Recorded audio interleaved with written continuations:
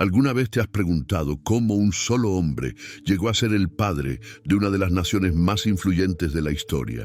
Imagine esto: 12 hermanos, hijos de un patriarca llamado Jacob, se convierten en el origen de un pueblo entero elegido por Dios mismo. ¡Qué bárbaro! Esta no es cualquier historia, carnales, es una aventura épica que ha moldeado el mundo que conocemos hoy. Desde las arenas del desierto hasta las tierras fértiles de Canaán, desde la esclavitud en Egipto hasta la gloria de Jerusalén, las 12 tribus de Israel vivieron un viaje que desafía la imaginación. Sus nombres todavía resuenan con poder. Judá, de quien descendería el Mesías. Leví, los sacerdotes del Altísimo. José, el soñador que se convirtió en gobernante de Egipto. Agárrense bien, porque vamos a sumergirnos en intrigas familiares, batallas legendarias, milagros asombrosos y profecías que cambiaron el rumbo de la humanidad. Descubriremos juntos cómo estas 12 tribus, con todas sus fallas y grandezas, terminaron siendo el pueblo a través del cual Dios revelaría su plan para todas las naciones de la tierra. Esta historia, compas, no es solo del pasado. Es una narrativa viva que continúa influyendo en nuestra cultura, religión y política hasta el mero día de hoy. Órale pues, prepárense para conocer la fascinante historia de las 12 tribus de Israel, el pueblo elegido de Dios. Todo comenzó con un llamado divino. En el libro de Génesis, capítulo 12, versículos 1 al 3, Dios habló a Abraham, quien entonces vivía en Ur de los Caldeos, diciéndole: «Vete de tu tierra, de tu parentela y de la casa de tu padre, a la tierra que te mostraré. Haré de ti una nación grande, te bendeciré, engrandeceré tu nombre y serás bendición. Bendeciré a los que te bendigan, maldeciré a los que te maldigan, y en ti serán benditas todas las familias de la tierra». Abraham, un hombre de fe extraordinaria, no dudó en obedecer. A sus 75 años tomó a su esposa Sarai, después llamada Sara, a su sobrino Lot, sus sirvientes y todas sus posesiones, emprendiendo un largo viaje hacia la tierra desconocida que Dios le mostraría. Cuando llegó a Canaán, cerca de Siquem, Dios se le apareció nuevamente y le hizo una promesa que cambiaría la historia: «A tu descendencia daré esta tierra». Así, en Génesis capítulo 15, Dios estableció un pacto solemne con Abraham, prometiéndole una descendencia tan numerosa como las estrellas del cielo, aunque en ese momento él y Sara aún no tenían hijos. Este pacto fue único porque solo Dios pasó entre los animales divididos, simbolizando que la promesa dependía totalmente de él y no de la capacidad de Abraham para cumplirla. La señal física de este pacto fue la circuncisión, como leemos en Génesis capítulo 17, un recordatorio permanente para Abraham y sus descendientes de la promesa divina. Después de años de espera ocurrió el milagro. Según Génesis capítulo 21, cuando Abraham tenía 100 años y Sara 90, nació Isaac, el hijo de la promesa. Su nombre significa risa, porque Sara había reído incrédula cuando escuchó que tendría un hijo a su avanzada edad. Isaac creció y se casó con Rebeca, quien después de un tiempo de esterilidad concibió gemelos. En Génesis capítulo 25 leemos cómo estos niños luchaban en su vientre, lo que era una señal de la futura rivalidad entre ellos. Dios le reveló a Rebeca: «2 naciones hay en tu vientre, 2 pueblos se dividirán desde tus entrañas. Un pueblo será más fuerte que el otro, y el mayor servirá al menor». El primero en nacer fue Esaú, rojizo y velludo, mientras que Jacob nació agarrando el talón de su hermano. Conforme crecieron, Esaú se volvió un diestro cazador, hombre del campo, mientras Jacob era tranquilo y habitaba en tiendas. Isaac amaba más a Esaú, pero Rebeca prefería a Jacob. En un momento crítico narrado en Génesis capítulo 27, Jacob, instigado por su madre, engañó a su padre ya anciano y con la vista débil para recibir la bendición que correspondía a Esaú, el primogénito. Esta bendición no era simplemente una herencia material, sino la promesa del pacto divino que pasaría a través de él. Después de este engaño, Jacob tuvo que huir de la ira de su hermano. Durante su viaje a Harán, tierra de sus antepasados, Jacob tuvo un sueño extraordinario en Betel. Génesis capítulo 28 nos cuenta que vio una escalera que llegaba al cielo, con ángeles que subían y bajaban, y Dios mismo le confirmó la promesa hecha a Abraham. La tierra en que estás acostado, te la daré a ti y a tu descendencia. Años más tarde, cuando Jacob regresaba a Canaán con sus esposas, hijos y posesiones, vivió un encuentro transformador. En Génesis capítulo 32 leemos cómo luchó toda la noche con un ser misterioso que al amanecer le cambió el nombre. No te llamarás más Jacob, sino Israel, el que lucha con Dios, porque has luchado con Dios y con los hombres y has vencido. Este nuevo nombre marcaría el destino de toda una nación. Jacob, ahora llamado Israel, tuvo 12 hijos que se convertirían en los patriarcas de las 12 tribus. Estos hijos nacieron de sus 4 mujeres, Lea, Raquel y las siervas Bila y Silpa. De Lea, su primera esposa, aunque no la más amada, nacieron 6 hijos: Rubén, el primogénito; Simeón; Leví, de quien descendería la tribu sacerdotal; Judá, de cuya línea vendría el Mesías; Isaacar y Zabulón. Lea también dio a luz a Dina, la única hija mencionada de Jacob. Raquel, la amada de Jacob, tuvo 2 hijos después de mucha espera: José, el favorito de su padre, y Benjamín, durante cuyo parto Raquel murió. De Bila, sierva de Raquel, nacieron Dan y Neftalí, y de Silpa, sierva de Lea, nacieron Gad y Aser. En Génesis capítulo 49, poco antes de morir, Jacob reunió a sus hijos y profetizó sobre el futuro de cada uno. A Judá le dio una bendición especial, anunciando que de él vendría el cetro y el legislador hasta que venga Silo, una referencia mesiánica. A José le bendijo con palabras de prosperidad y fecundidad, mientras que otras profecías reflejaban tanto virtudes como defectos de los demás hijos. Entre todos sus hijos, Jacob amaba especialmente a José, hijo de su amada Raquel, y le dio una túnica de muchos colores como señal de su preferencia.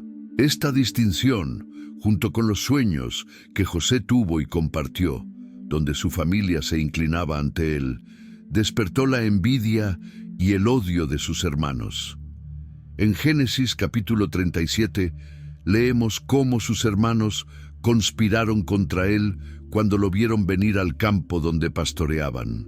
Primero pensaron en matarlo, pero finalmente, por sugerencia de Rubén y luego de Judá, decidieron venderlo a unos mercaderes ismaelitas que iban a Egipto.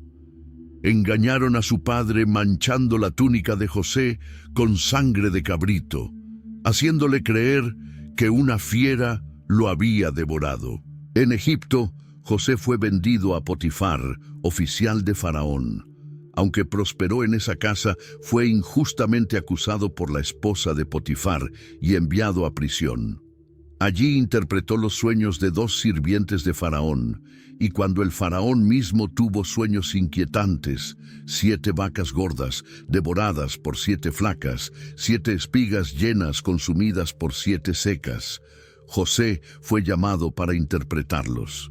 Como nos narra Génesis capítulo 41, José explicó que vendrían 7 años de abundancia seguidos por 7 de hambre, y propuso un plan para almacenar alimentos durante los años buenos.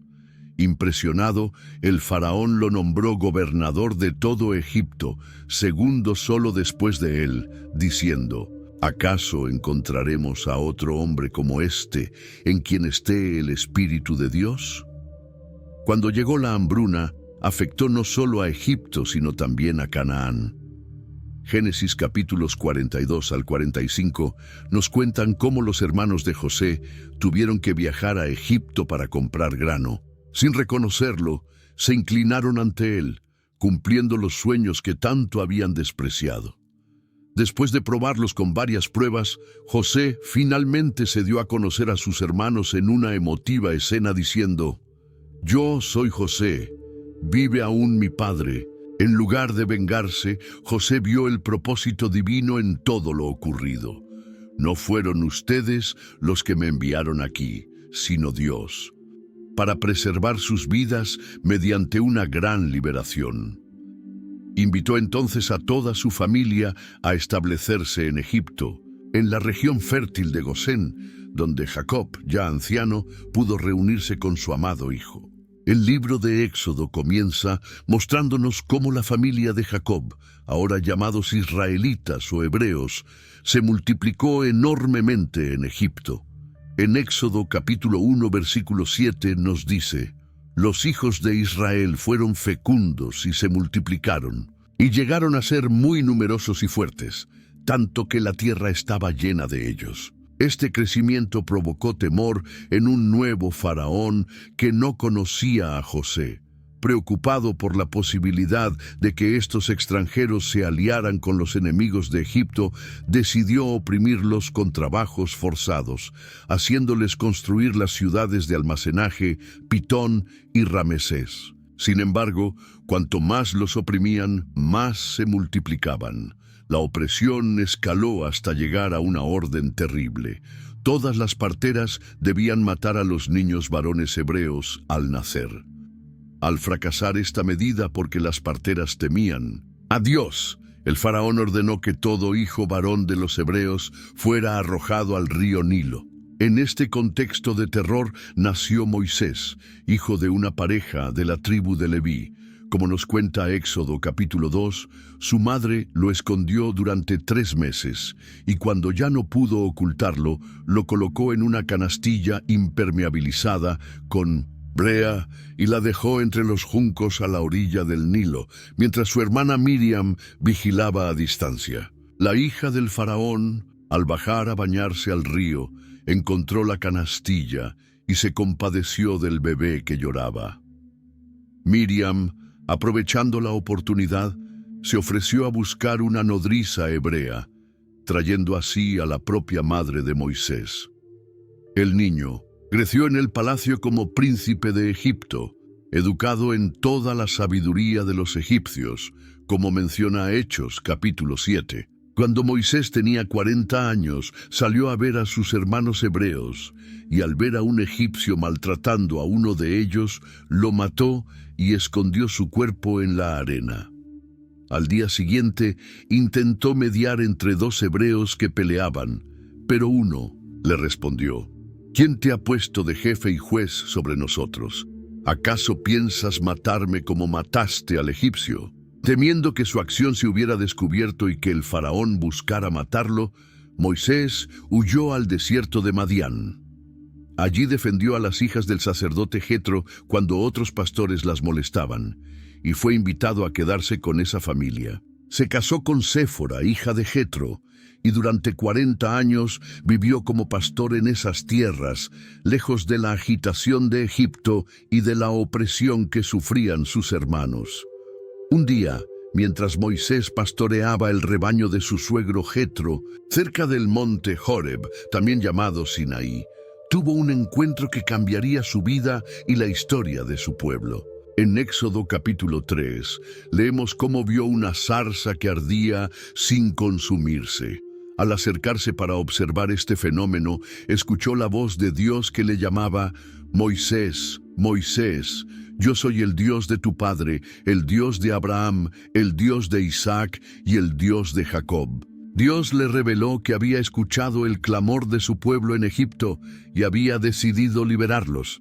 «He descendido para librarlos de mano de los egipcios y sacarlos de aquella tierra a una tierra buena y espaciosa, tierra que fluye leche y miel».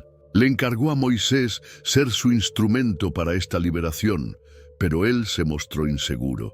«¿Quién soy yo para ir al faraón y sacar de Egipto a los hijos de Israel?». Dios le aseguró su presencia y le dio señales para confirmar su llamado. Con la ayuda de su hermano Aarón como portavoz, Moisés regresó a Egipto y se presentó ante el faraón exigiendo en nombre de Dios: «Deja ir a mi pueblo para que me sirva en el desierto». El faraón se negó rotundamente y así comenzó una dramática confrontación. Según Éxodo capítulos 7 al 12, Dios envió 10 plagas sobre Egipto, cada una atacando a un dios egipcio y demostrando la supremacía del Dios de Israel. Agua convertida en sangre, ranas, piojos, moscas, peste del ganado, úlceras, granizo, langostas, tinieblas y finalmente la muerte de los primogénitos. Antes de esta última plaga, Dios instituyó la Pascua. Cada familia israelita debía sacrificar un cordero sin defecto y marcar con su sangre los postes y el dintel de la puerta. Esta sangre sería la señal para que el ángel destructor pasara por alto esas casas, salvando a los primogénitos israelitas. Tras la muerte de los primogénitos egipcios, incluido el hijo del faraón, los israelitas fueron finalmente liberados. Salieron de Egipto en una multitud de como 600,000 hombres de a pie, sin contar los niños, llevando consigo los huesos de José, como él había pedido, y riquezas que los egipcios les habían dado para apurar su partida. Pero el faraón cambió de opinión y los persiguió con su ejército hasta acorralarlos junto al Mar Rojo. En ese momento crítico, Éxodo capítulo 14 nos cuenta cómo Dios intervino espectacularmente. Moisés extendió su vara sobre el mar, y éste se dividió, formando un camino seco por el que los israelitas cruzaron. Cuando los egipcios intentaron seguirlos, las aguas volvieron a su cauce, ahogando a todo el ejército. Después de este rescate milagroso, Moisés y el pueblo cantaron un cántico de victoria registrado en Éxodo capítulo 15. «Cantaré a Jehová, porque se ha magnificado grandemente. Ha echado en el mar al caballo y al jinete. Jehová es mi fortaleza y mi cántico, y ha sido mi salvación». 3 meses después de salir de Egipto, llegaron al monte Sinaí. Allí, Dios estableció su pacto con todo el pueblo, ofreciéndoles ser un reino de sacerdotes y nación santa, si obedecían su voz y guardaban su pacto. El pueblo respondió unánimemente: «Todo lo que Jehová ha dicho, haremos». En medio de truenos, relámpagos, espesa nube y sonido de trompeta, Dios descendió sobre el monte y pronunció los 10 mandamientos, registrados en Éxodo capítulo 20, que serían el fundamento moral de la nación. Luego Moisés subió al monte y permaneció 40 días recibiendo instrucciones detalladas sobre leyes civiles, religiosas, el tabernáculo y el sacerdocio. Este pacto sellaba la relación especial entre Dios y su pueblo escogido, una relación basada en la gracia, pues Dios los había rescatado antes de pedirles obediencia, pero que exigía fidelidad. Después de recibir la ley en el Sinaí, era necesario organizar a este pueblo numeroso para su viaje por el desierto.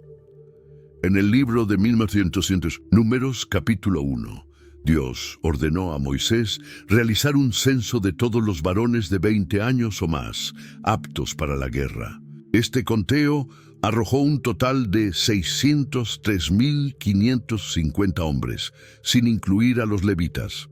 La tribu de Leví fue apartada para el servicio del tabernáculo, en lugar de los primogénitos de Israel que pertenecían a Dios desde la noche de la Pascua en Egipto. Los levitas no fueron contados para la guerra ni recibieron territorio propio, pues su herencia sería el servicio a Dios. En Números capítulo 2 encontramos cómo Dios estableció un orden preciso para el campamento. El tabernáculo, la tienda donde Dios manifestaba su presencia, ocupaba el centro. Alrededor de él acampaban los levitas, y más allá las 12 tribus distribuidas en 4 grupos de 3, orientados hacia los 4 puntos cardinales. Al este acampaban Judá, Isaacar y Zabulón, bajo el estandarte de Judá, que llevaba la figura de un león. Al sur estaban Rubén, Simeón y Gad, bajo el estandarte de Rubén, representado por un hombre. Al oeste se ubicaban Efraín, Manasés, ambos hijos de José que recibieron estatus de tribus separadas, y Benjamín, bajo el estandarte de Efraín, que mostraba la figura de un buey. Al norte acampaban Dan, Aser y Neftalí, bajo el estandarte de Dan, con la figura de un águila. Este ordenamiento no era casual. Reflejaba tanto la relación familiar entre las tribus como su futura importancia. Judá, de quien vendría el Mesías, lideraba la marcha cuando el campamento se movía. Los levitas también estaban organizados según sus clanes, los gersonitas al oeste, los coatitas al sur y los meraritas al norte del tabernáculo. Aarón y sus hijos, los sacerdotes, acampaban directamente frente a la entrada del tabernáculo, al este. Cada vez que la nube de la presencia de Dios se levantaba del tabernáculo, las tribus levantaban sus tiendas en orden y marchaban según la disposición establecida, con los levitas transportando las piezas del tabernáculo desmontado. Después de casi un año en el Sinaí, el pueblo partió hacia Canaán. Cuando llegaron a Cades Barnea, en los límites de la tierra prometida, Moisés envió 12 espías, uno de cada tribu, para reconocer el territorio. En Números capítulo 13, leemos que después de 40 días regresaron con muestras de los frutos enormes de aquella tierra, confirmando que realmente fluía leche y miel. Sin embargo, 10 de los espías dieron un informe desalentador, enfatizando las fortificaciones de las ciudades y la presencia de gigantes. Somos como langostas. A su lado, solo Josué, de la tribu de Efraín, y Caleb, de Judá, intentaron animar al pueblo. Si Jehová se agrada de nosotros, Él nos llevará a esta tierra y nos la entregará. Pero el pueblo se dejó llevar por el miedo y se rebeló, llorando y murmurando contra Moisés y Aarón, incluso proponiendo elegir otro líder para volver a Egipto. Esta falta de fe provocó la ira divina. En Números capítulo 14, Dios decretó que ninguno de los adultos que habían salido de Egipto, excepto Josué y Caleb, entraría a la tierra prometida. Vuestros cuerpos caerán en este desierto, y vuestros hijos andarán pastoreando en el desierto 40 años, y ellos llevarán vuestras rebeldías hasta que vuestros cuerpos sean consumidos en el desierto. Así comenzó un período de deambular por el desierto, durante el cual surgieron varias rebeliones importantes. En Números, capítulo 16, Coré, un levita, junto con Datán y Abiram, de la tribu de Rubén, lideraron una rebelión contra la autoridad de Moisés y Aarón, cuestionando su liderazgo exclusivo. La tierra se abrió y los tragó vivos junto con sus familias, y fuego consumió a 250 hombres que les apoyaban. A pesar de esta señal divina, al día siguiente todo el pueblo murmuró contra Moisés y Aarón, acusándolos de matar al pueblo de Jehová. Una plaga comenzó a extenderse entre el pueblo, y solo se detuvo cuando Aarón, siguiendo instrucciones de Moisés, corrió entre los vivos y los muertos ofreciendo incienso para hacer expiación por ellos. Aún así, murieron 14.700 personas. Para confirmar definitivamente la elección de Aarón como sumo sacerdote, Dios ordenó que cada tribu presentara una vara con su nombre. Estas varas fueron colocadas en el tabernáculo, y al día siguiente la vara de Aarón había florecido, produciendo almendras maduras, mientras las demás permanecían secas. Durante estos años de peregrinación, Dios continuó proveyendo maná como alimento diario agua de la roca en momentos críticos y protección contra enemigos. Pero también castigó severamente las murmuraciones y rebeliones, como cuando envió serpientes venenosas cuya mordedura solo podía ser sanada mirando la serpiente de bronce que Moisés levantó por orden divina, prefigurando la salvación que vendría a través de Cristo. Hacia el final de los 40 años, cuando la generación rebelde ya había muerto, el pueblo se acercó nuevamente a los límites de Canaán, esta vez por el lado oriental. Al aproximarse a Canaán por el este, los israelitas enviaron mensajeros a Segón, rey de los amorreos, pidiéndole permiso para atravesar pacíficamente su territorio.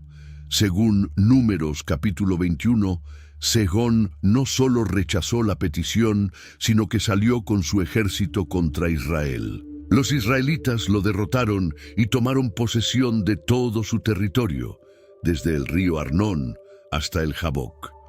Luego subieron camino a Basán, y Og, rey de Basán, también les salió al encuentro con todo su pueblo. Nuevamente, Israel obtuvo la victoria y se apoderó de su tierra. Estas victorias contra Sejón y Og fueron decisivas, pues les dieron el control del territorio al este del Jordán, conocido como Transjordania.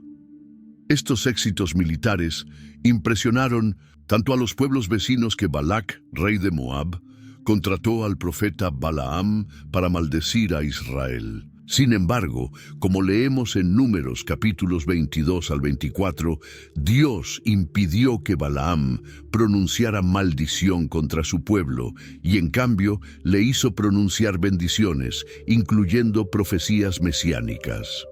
Cuando los israelitas llegaron a las llanuras de Moab frente a Jericó, las tribus de Rubén y Gad, que tenían mucho ganado, vieron que estas tierras recién conquistadas eran excelentes para el pastoreo. En Números capítulo 32 pidieron a Moisés: «Si hemos hallado gracia ante tus ojos, dese esta tierra a tus siervos en heredad, no nos hagas pasar el Jordán». También la mitad de la tribu de Manasés, que había conquistado la región de Galaad, solicitó quedarse en esa zona. Moisés inicialmente interpretó esta petición como una muestra de cobardía, similar a la de los israelitas en Cades Barnea, 40 años antes. «¿Irán vuestros hermanos a la guerra y vosotros os quedaréis aquí?». Pero estas tribus aclararon que no estaban rehusando ayudar a sus hermanos. Propusieron que sus hombres de guerra cruzarían el Jordán armados, a la vanguardia del ejército israelita, hasta que todas las tribus tuvieran su heredad. Solo entonces regresarían a establecerse con sus familias y ganados en Transjordania. Con esta condición, Moisés les concedió el territorio. A los rubenitas la parte sur, a los gaditas la central y a la media tribu de Manasés la región norte, que incluía Basán. Se comprometieron ante Dios a cumplir su palabra, y Moisés instruyó a Josué y Eleazar para que vigilaran el cumplimiento de este acuerdo. Poco después, en Deuteronomio capítulo 34, Moisés subió al monte Nebo, desde donde Dios le mostró toda la tierra prometida que el pueblo estaba a punto de conquistar. Allí murió a los 120 años, y el propio Dios lo sepultó en un lugar desconocido. Josué, hijo de Nun, de la tribu de Efraín, lleno del espíritu de sabiduría, porque Moisés había puesto sus manos sobre él, lo sucedió como líder de Israel. Bajo el liderazgo de Josué, los israelitas se prepararon para cruzar el río Jordán y entrar finalmente en la tierra que Dios había prometido a Abraham siglos antes. En Josué capítulo 1, Dios animó a Josué con palabras poderosas: «Como estuve con Moisés, estaré contigo. No te dejaré ni te desampararé. Esfuérzate y sé valiente, porque tú repartirás a este pueblo por heredad la tierra que juré a sus padres que les daría». Josué envió espías a Jericó, la primera ciudad que deberían conquistar. Allí fueron ayudados por Rahab, una prostituta que escondió a los espías y reconoció: Jehová vuestro Dios es Dios arriba en los cielos y abajo en la tierra. A cambio de su ayuda, los espías le prometieron protección para ella y su familia cuando conquistaran la ciudad. En Josué capítulo 3 leemos el impresionante relato del cruce del Jordán. Era la época de la cosecha, cuando el río iba crecido. Los sacerdotes que llevaban el arca de la alianza se adelantaron, y en cuanto sus pies tocaron el agua, el río se detuvo, formándose un montón de aguas muy lejos, junto a la ciudad de Adán, mientras las aguas que descendían al mar muerto se agotaron. Todo el pueblo cruzó en seco, con los sacerdotes sosteniendo el arca en medio del cauce seco, hasta que todos hubieron pasado. Para conmemorar este milagro, Josué ordenó levantar 12 piedras tomadas del lecho del río, conforme al número de las tribus de los hijos de Israel, como un memorial perpetuo para las generaciones futuras. Antes de iniciar la conquista, Josué renovó el pacto con Dios, circuncidando a todos los varones nacidos en el desierto, pues este rito había sido descuidado durante la peregrinación. También celebraron la Pascua en las llanuras de Jericó, y desde ese día cesó el maná, pues comenzaron a comer del fruto de la tierra. La primera ciudad que enfrentaron fue Jericó, una plaza fuerte bien amurallada. En lugar de un asedio tradicional, Dios ordenó una estrategia única. Durante 6 días, los guerreros, precedidos por sacerdotes con el arca y tocando trompetas, debían marchar una vez alrededor de la ciudad en silencio. El 7º día darían 7 vueltas, y tras un gran grito, los muros caerían. Así ocurrió exactamente. En Josué capítulo 6, leemos que los muros se derrumbaron, y los israelitas tomaron la ciudad, destruyendo todo excepto a Rahab y su familia, como habían prometido los espías. Josué pronunció una maldición sobre quien intentara reconstruir Jericó, que se cumplió siglos después, en tiempos del rey Acab. La siguiente ciudad fue Jai. Un primer ataque fracasó porque Acán, de la tribu de Judá, había tomado objetos consagrados al anatema en Jericó. Después de identificar y castigar esta transgresión, Josué planeó una estrategia de emboscada que resultó en la conquista de Jai. Tras estas victorias, los habitantes de Gabaón, temiendo correr la misma suerte, recurrieron al engaño. Se presentaron ante Josué con ropas gastadas y alimentos enmohecidos, fingiendo venir de un país lejano para solicitar un tratado. Los líderes israelitas no consultaron a Dios y firmaron el pacto. Cuando descubrieron el engaño, respetaron su juramento, pero los convirtieron en leñadores y aguadores para el servicio del santuario. Esta alianza provocó que 5 reyes amorreos del sur de Canaán se unieran contra Gabaón. Josué acudió en ayuda de los gabaonitas y derrotó a los 5 reyes en una batalla donde Dios intervino enviando grandes piedras de granizo sobre los enemigos y deteniendo el sol y la luna para prolongar el día hasta completar la victoria. Después de esta campaña en el sur, Josué dirigió una campaña en el norte de Canaán, donde venció a Jabín, rey de Azor, y una coalición de reyes. Según Josué capítulo 11, no quedó ninguno de los anaseos gigantes en la tierra de los hijos de Israel. Solamente quedaron en Gaza, en Gat y en Asdod. De esta manera, en aproximadamente 7 años, Josué conquistó la mayor parte del territorio, aunque quedaban bolsas de resistencia que cada tribu tendría que someter al ocupar su herencia.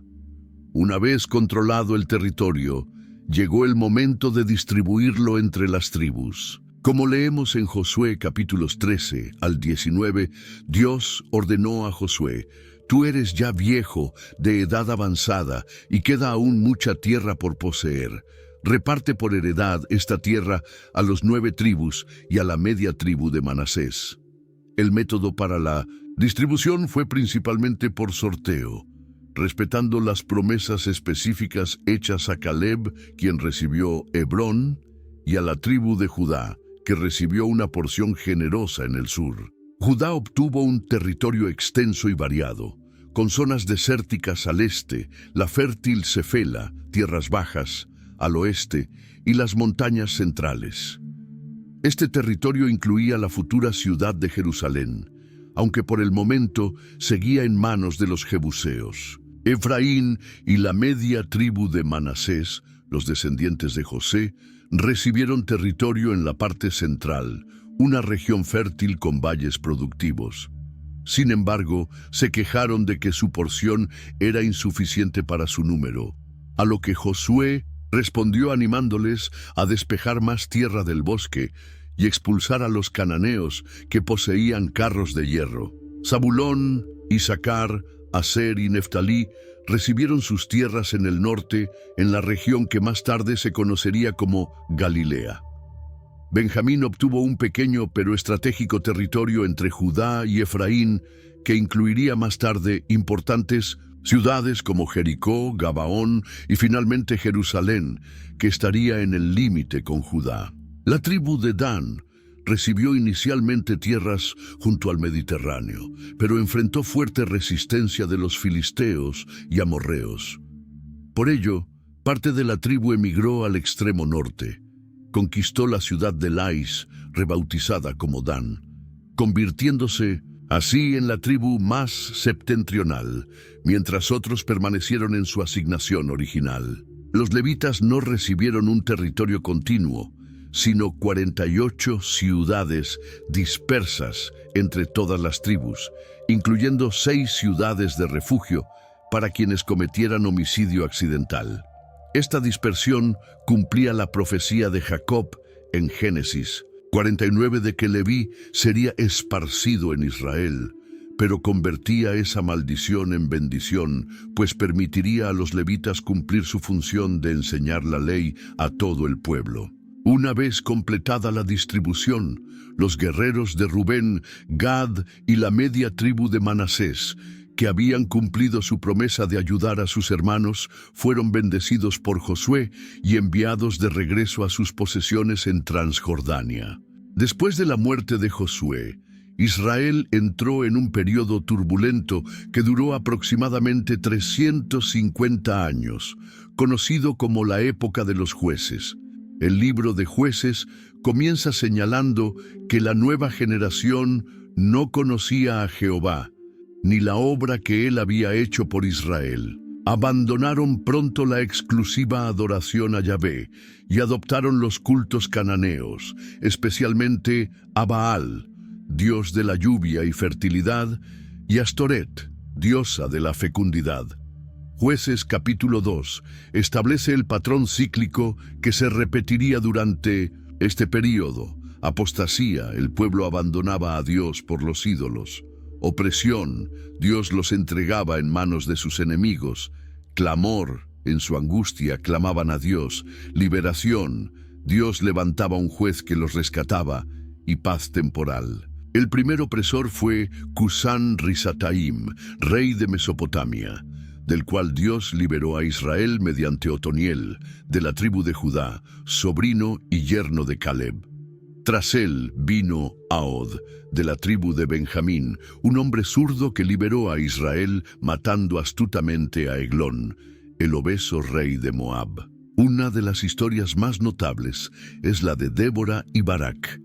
En Jueces capítulos 4 y 5, leemos cómo Débora, profetisa de la región montañosa de Efraín, convocó a Barak de la tribu de Neftalí para liderar un ejército contra Sísara, general del rey cananeo Javín. Cuando Barak insistió en que ella lo acompañara, Débora accedió pero advirtió: «La gloria no será tuya, porque en mano de mujer venderá Jehová a Sísara».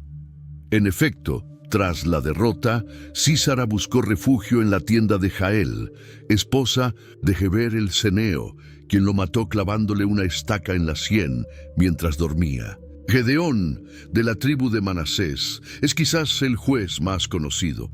Con solo 300 hombres escogidos mediante pruebas específicas y armados únicamente con trompetas, antorchas y cántaros vacíos, derrotó al innumerable ejército madianita, creando confusión en su campamento nocturno.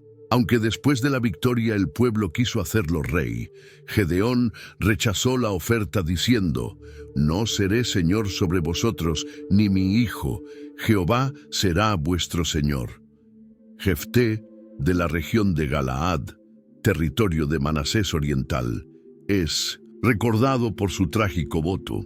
Prometió ofrecer en holocausto lo primero que saliera a recibirlo si obtenía la victoria sobre los amonitas. Trágicamente, fue su única hija quien salió a su encuentro con panderos y danzas. Aunque cumplió su voto, hay debate sobre si la sacrificó literalmente o la consagró a un servicio religioso perpetuo. Este episodio muestra la degradación religiosa de la época. Sansón, de la tribu de Dan, fue consagrado como nazareo desde antes de su nacimiento.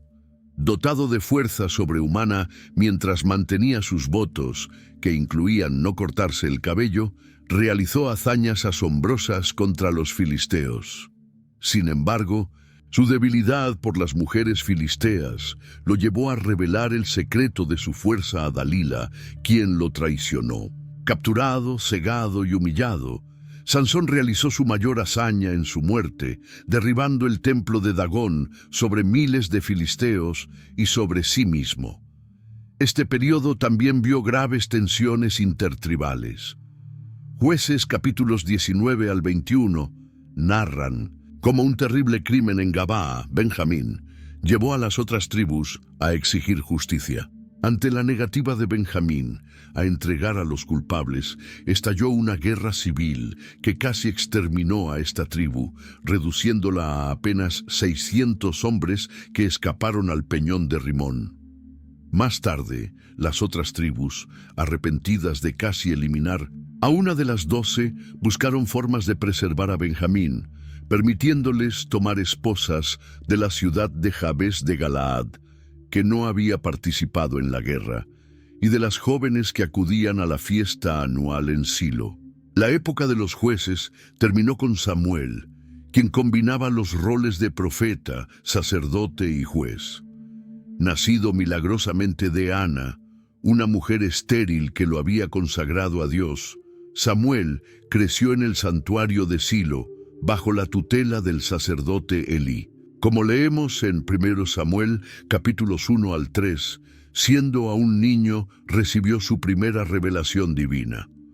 Un mensaje de juicio contra la casa de Elí por la conducta corrupta de sus hijos.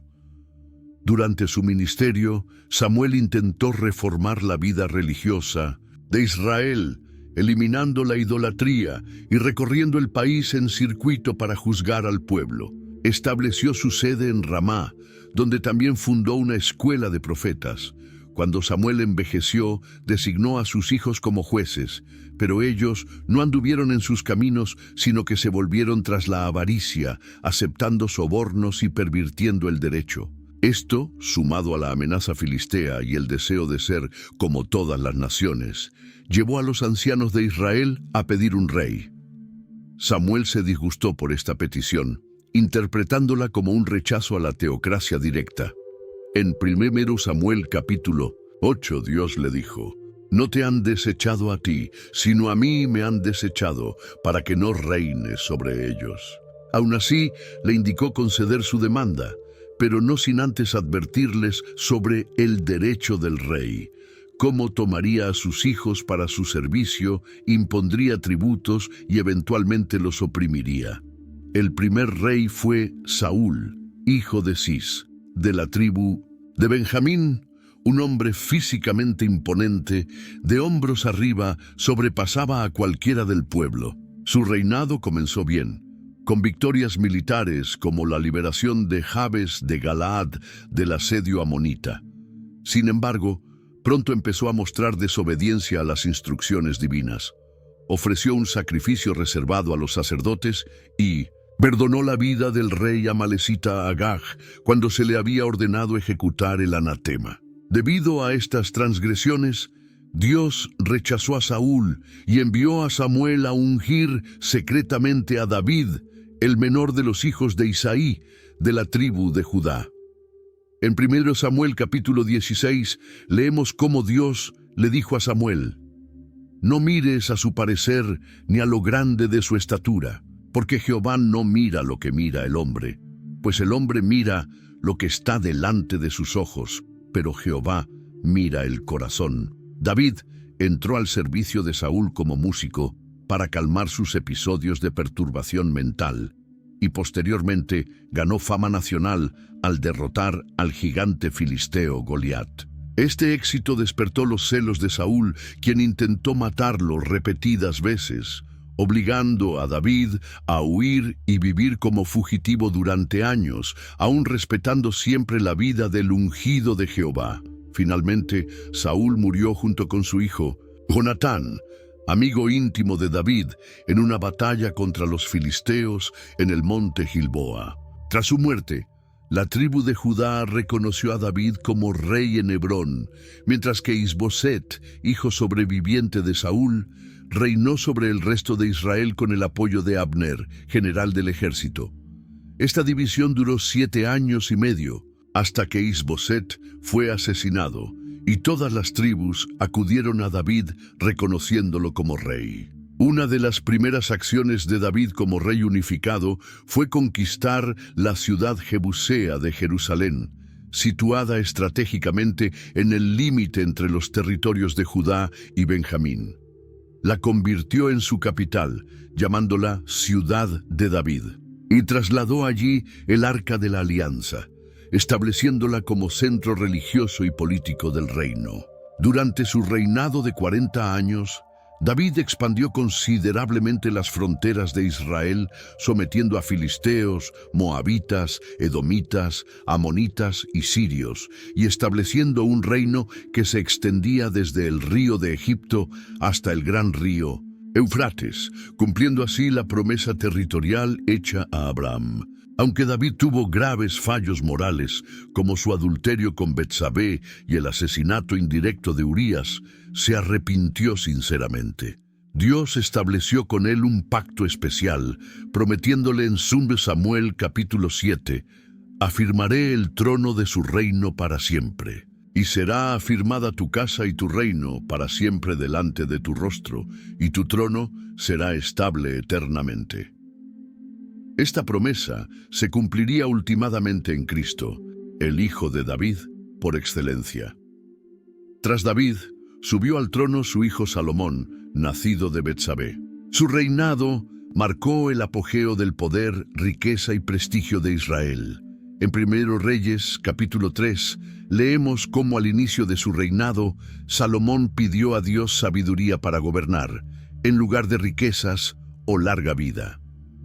Complacido con esta petición, Dios le concedió un corazón sabio y entendido, y además riquezas y gloria. Salomón es recordado por su extraordinaria sabiduría, reflejada en más de 3000 proverbios y 1005 cánticos. Reyes y reinas de tierras distantes, como la reina de Sabá, venían a escucharle. Desarrolló vínculos comerciales con tierras lejanas, especialmente con Hiram, rey de Tiro, con quien organizó expediciones marítimas a Ofir. Su obra más importante fue la construcción del templo en Jerusalén, un edificio magnífico, revestido de oro que tardó 7 años en completarse. En 1 Reyes, capítulo 8, leemos la solemne dedicación, cuando la gloria de Jehová llenó la casa de Jehová en forma de una nube. Sin embargo, en sus últimos años, Salomón se apartó del Señor. Sus numerosas esposas extranjeras, tenía 700 esposas y 300 concubinas, inclinaron su corazón tras dioses ajenos, llevándolo a construir altares para dioses paganos como Astoret, Moloc y Quemos. Además, impuso pesados tributos y trabajos forzados sobre el pueblo para sostener su lujosa corte y ambiciosos proyectos constructivos, sembrando el descontento especialmente en las tribus del norte. A la muerte de Salomón, su hijo Roboam acudió a Siquem para ser proclamado rey por todas las tribus. Allí, el pueblo le pidió aliviar las cargas impuestas por su padre. Los ancianos que habían servido a Salomón le aconsejaron acceder a esta petición para ganarse al pueblo. Pero Roboam prefirió seguir el consejo de sus jóvenes amigos.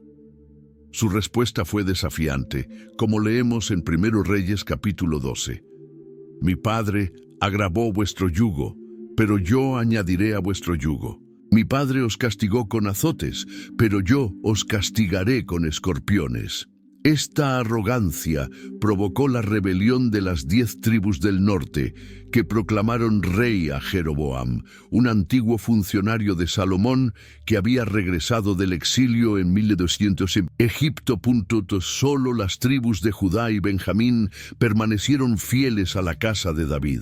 Así, el reino se dividió en dos: Israel, o reino del norte, con capital en Samaria, y Judá, reino del sur, con capital en Jerusalén.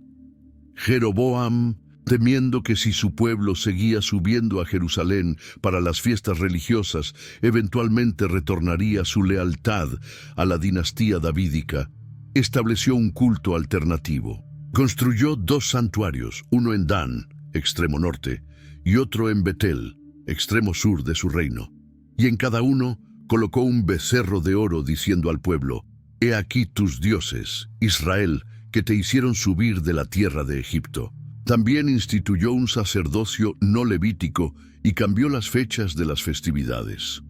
Esta política religiosa, que 1 Reyes repetidamente llama el pecado de Jeroboam, hijo de Nabat, sería seguida por todos los reyes del norte y contribuiría significativamente a su eventual destrucción. El reino del norte, aunque comúnmente llamado Israel, estaba compuesto por 10 tribus: Efraín, Manasés, Isaacar, Zabulón, Aser, Neftalí, Dan, Rubén, Gad y partes de Simeón que se habían establecido en el norte. La tribu de Efraín tenía una posición dominante, tanto que a veces todo el reino era llamado Efraín por los profetas.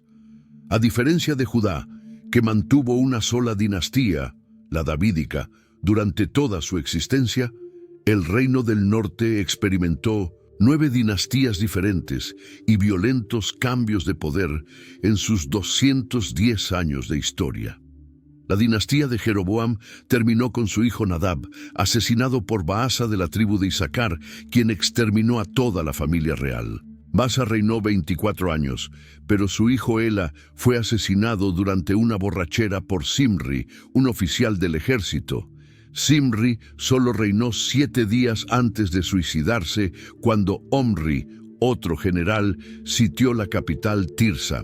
Omri fundó la dinastía más estable del norte. Estableció una nueva capital en Samaria, una colina que compró específicamente para este propósito, convirtiéndola en una ciudad fortificada casi inexpugnable. Bajo su hijo Acab, casado con la princesa fenicia Jezabel, el culto a Baal alcanzó su punto máximo, con cientos de profetas mantenidos por la corona y una persecución sistemática de los profetas de Yahvé. Durante este periodo surgió el profeta Elías, quien desafió directamente a Acab y Jezabel. En 1 Reyes capítulo 18 leemos el dramático enfrentamiento en el Monte Carmelo, donde Elías retó a los profetas de Baal a una prueba. El Dios que respondiera con fuego sería reconocido como verdadero. Tras el fracaso de los profetas de Baal, el fuego de Jehová consumió el sacrificio de Elías, el altar y hasta el agua que lo rodeaba, llevando al pueblo a proclamar: Jehová es el Dios. Pese a este reconocimiento momentáneo, la idolatría continuó. El sucesor de Elías, el profeta Eliseo, realizó muchos milagros y presenció una breve reforma bajo la dinastía de Jehú, quien exterminó la casa de Acab y a los adoradores de Baal. Sin embargo, mantuvo los becerros de oro de Jeroboam. Las últimas décadas del reino fueron de creciente inestabilidad política y moral. Amós y Oseas profetizaron en esta época, denunciando no solo la idolatría, sino también la injusticia social, la opresión de los pobres, el lujo desmedido de las élites y la corrupción judicial. En el plano internacional, la amenaza a Siria se volvía cada vez más apremiante, primero como estado tributario y luego, rebelándose contra este yugo, Israel enfrentó sucesivas invasiones. Finalmente, tras un asedio de 3 años, Samaria cayó ante Sargón II de Asiria en 722 a. El reino del sur, Judá, estaba compuesto principalmente por las tribus de Judá y Benjamín, junto con muchos levitas que habían abandonado el norte cuando Jeroboam estableció su culto alternativo. A diferencia del norte, Judá mantuvo la dinastía davídica durante toda su existencia, unos 345 años. Aunque geográficamente más pequeño y con menos recursos naturales que Israel, Judá tenía ventajas significativas.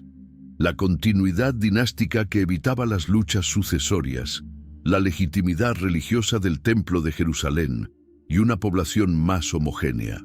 Sin embargo, la historia religiosa de Judá también estuvo marcada por ciclos de fidelidad y apostasía. Reyes como Asa, Josafat, Ezequías y Josías implementaron reformas religiosas, derribando altares paganos y restaurando el culto auténtico a Yahvé. Otros como Acaz y Manasés promovieron activamente la idolatría, llegando incluso a introducir altares paganos en el templo mismo y a practicar sacrificios humanos. El rey Ezequías, 716-687 a.C., realizó una reforma religiosa particularmente importante. En Segundo Reyes, capítulo 18, leemos que quitó los lugares altos, quebró las imágenes, rompió los símbolos de acera e hizo pedazos la serpiente de bronce que había hecho Moisés.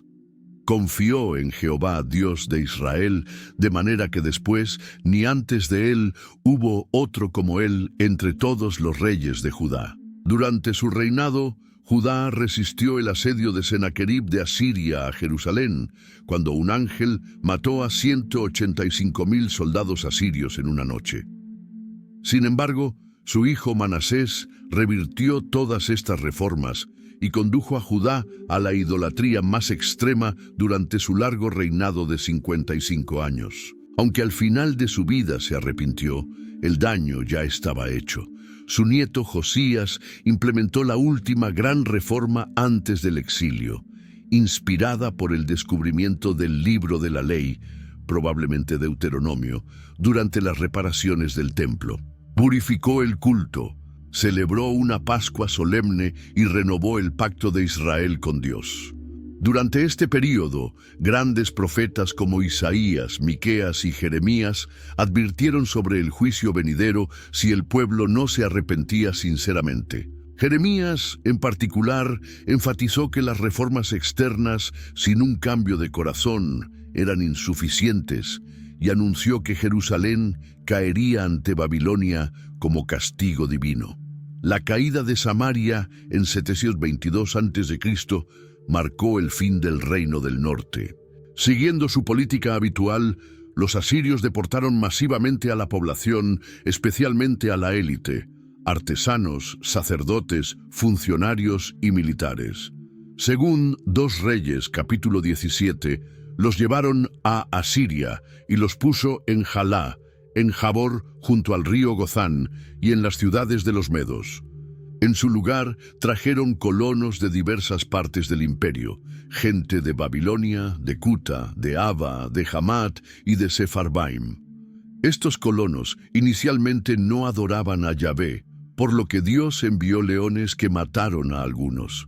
El rey de Asiria, Entonces envió a un sacerdote israelita deportado para enseñarles la ley del Dios de la tierra, pero el resultado fue un sincretismo religioso. Temían a Jehová y honraban a sus dioses. De esta mezcla entre israelitas remanentes y colonos extranjeros surgió el pueblo samaritano, que mantenía una versión de la religión yavista, pero era considerado impuro por los judíos. Siglos después, en tiempos de Jesús, esta animosidad persistía. Las 10 tribus deportadas prácticamente desaparecieron de la historia, asimiladas entre los pueblos donde fueron dispersadas. Se les conoce como las tribus perdidas de Israel. Algunas tradiciones apuntan a que se mezclaron con las poblaciones de Asia Central, mientras que otras sugieren migraciones más lejanas. A lo largo de la historia, diversos grupos étnicos han reivindicado descender de estas tribus perdidas, desde etíopes hasta japoneses y nativos americanos. Mientras el imperio asirio colapsaba ante el ascenso de Babilonia, Judá experimentaba sus últimos años de autonomía, primero como vasallo de Egipto y luego de Babilonia. El exilio de Judá ocurrió en 3 etapas. En 605 a.C., durante el reinado de Joacim, Nabucodonosor sitió Jerusalén y se llevó a un grupo selecto de jóvenes nobles para ser educados en la corte babilónica. Entre ellos estaban Daniel y sus 3 amigos. En 597 a.C., tras la rebelión de Joaquín, Nabucodonosor regresó, saqueó el templo y deportó al rey junto con 10,000 personas, principalmente la élite. Todos los príncipes, todos los hombres valientes, los artesanos y los herreros. En este grupo iba el profeta Ezequiel. Como rey vasallo, Nabucodonosor instaló a Sedequías, tío de Joaquín.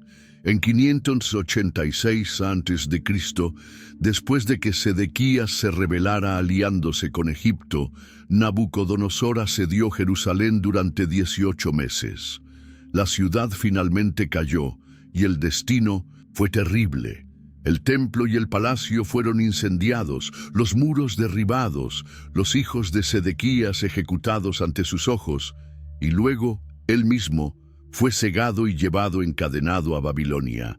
Solo se dejó en la tierra a algunos de los más pobres para cultivar viñas y campos. A diferencia de las tribus del norte, Judá mantuvo su identidad durante el exilio. Varios factores contribuyeron a esto: el grupo más grande y cohesionado de deportados, el liderazgo de profetas como Ezequiel y Daniel, y el desarrollo de instituciones como la sinagoga que permitían mantener la fe sin el templo. Ezequiel, en particular, tuvo un ministerio crucial entre los exiliados. Les ayudó a comprender que Dios no había sido derrotado por los dioses babilónicos, sino que había usado a Babilonia como instrumento de su juicio. También les dio esperanza de restauración, con visiones como la de los huesos secos que vuelven a la vida, Ezequiel 37. Daniel, desde su posición en la corte, demostró que era posible mantener la fidelidad a Dios mientras se servía al imperio, siempre que no se comprometieran los principios fundamentales. Sus experiencias, como el horno de fuego o el foso de los leones, inspiraron a generaciones de judíos a mantenerse fieles en situaciones adversas. Durante este período, el judaísmo experimentó transformaciones profundas. El concepto de la responsabilidad individual se fortaleció frente a la idea de castigo colectivo. La liturgia y la oración ganaron importancia ante la imposibilidad de ofrecer sacrificios. La Torá se convirtió en el centro de la identidad judía, con los escribas emergiendo como nuevos líderes espirituales junto a los sacerdotes. El exilio, aunque traumático, fue un período de purificación. La idolatría que había plagado a Israel desde la conquista de Canaán prácticamente desapareció, reemplazada por un monoteísmo estricto. En 539 a.C., Ciro el Grande de Persia conquistó Babilonia. Al año siguiente, emitió un decreto permitiendo a los judíos regresar a su tierra y reconstruir el templo, incluso devolviendo los utensilios sagrados que Nabucodonosor había saqueado.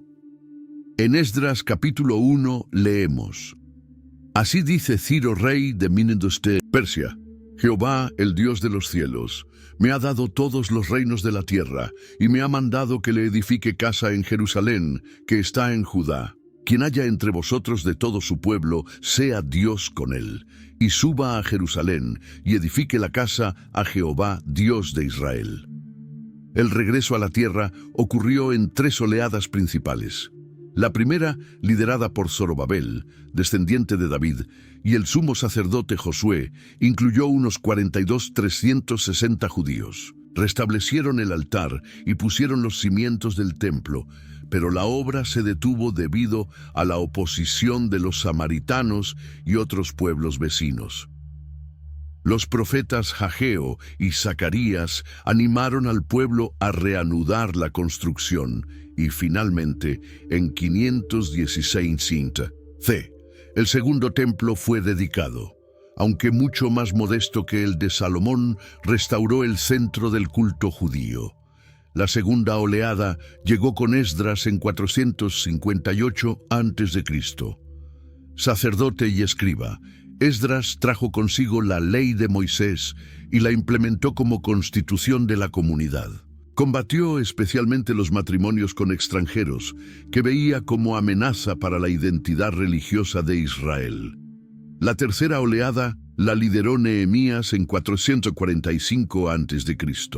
Copero del rey persa Artajerjes, obtuvo permiso para reconstruir las murallas de Jerusalén, que habían permanecido en ruinas. A pesar de la fuerte oposición de Sanbalat el horonita, Tobías el amonita y Gesem el árabe, logró completar la muralla en solo 52 días mediante una organización eficiente y medidas de seguridad estrictas.